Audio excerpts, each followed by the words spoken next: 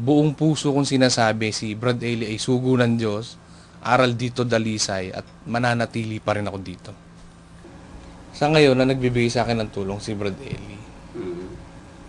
Noong nakaraan, binigyan niya ako ng pera para panggamot. Mm. Wala naman ako ibang nilalapitan. Napakabait ni Brad Eli. Sa lahat ng mga nag-iisip o nagdududa, kahit mga bagong kapatid, o kaya hindi pa kayo kapatid, o nakikinig pa lang kayo, hindi dapat pag-isipan ng masama yung mangangaral na sa Diyos. At hindi dapat labanan. Mali yun.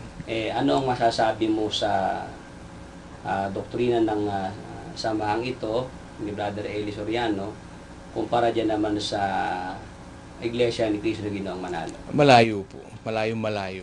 Kasi dito tunay na aral. Pagmamahal sa kapwa. Ang unang tinuturo. Samantala dun sa kabila, hindi mo matatanggap na Kristo'y tao. Tapos mapapanood mo yung mga nagsasalta dun ayaw lumuhod sa Diyos. At marami pang kung ano-anong kontra-kontra na aral na wala sa Biblia. Yun ang maririnig mo sa kanila. Samantalang dito, pag si Brad Eli nagsalita, maliliwanagan ka, makikita mo yung linaw nung aral na tinuturo ng Panginoong Hesukristo. Malaki pagkakaiba, malayo. Milya-milya yung agwat. Tsaka hindi naman dapat pinagkukumpara yung totoo sa hindi totoo Alam mo naman yung totoo, di ba? Hindi ako sasama. Dahil alam ko yung aral, alam ko mangyayari sa akin in the future pag sumama ako sa kanila. Mapapahamak lang ako.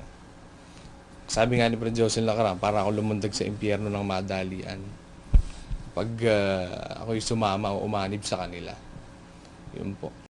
Doon naman sa nabanggit mo, Brad Daniel, na problema mo dito sa samahan, yun naman inaamin mo na talagang meron kang nagawang pagkakamali. Meron.